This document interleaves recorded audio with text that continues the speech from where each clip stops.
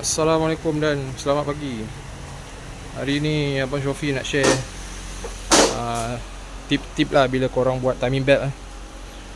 Okey, yang biasa jumpa kalau nak buka crank puli bawah ni, skru nut besar bawah ni kan, nut puli bawah ni kadang terlebih ketat.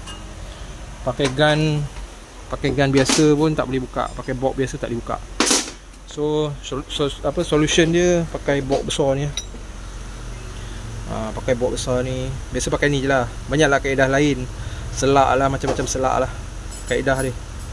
Biasa pakai ni je lah. Bolt besar ni boleh buka. Lepas tu oil seal ni, bukan oil seal lah, dia cap.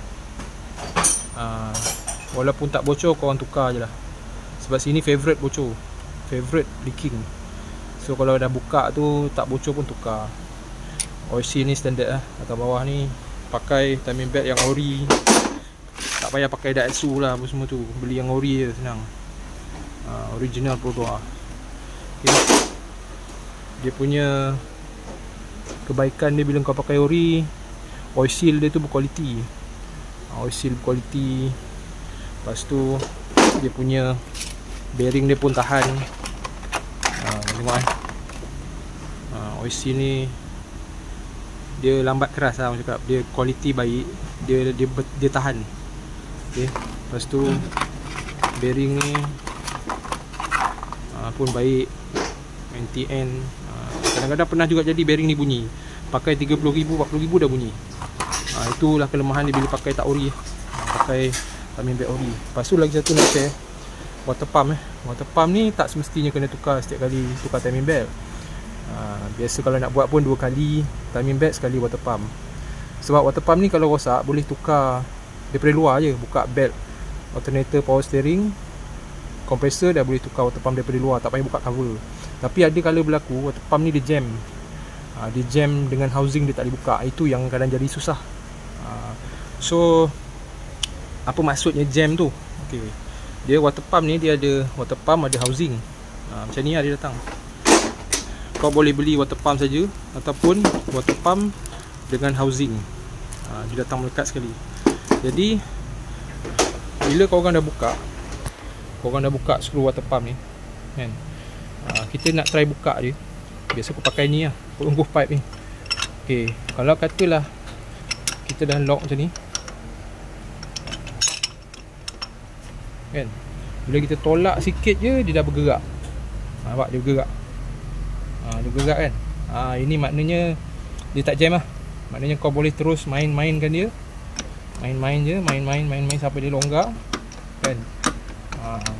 Main-main sampai dia longgar kan.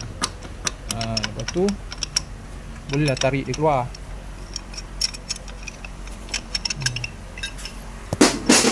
Tarik dia keluar. Tarik keluar, maka keluarlah airnya. Okey.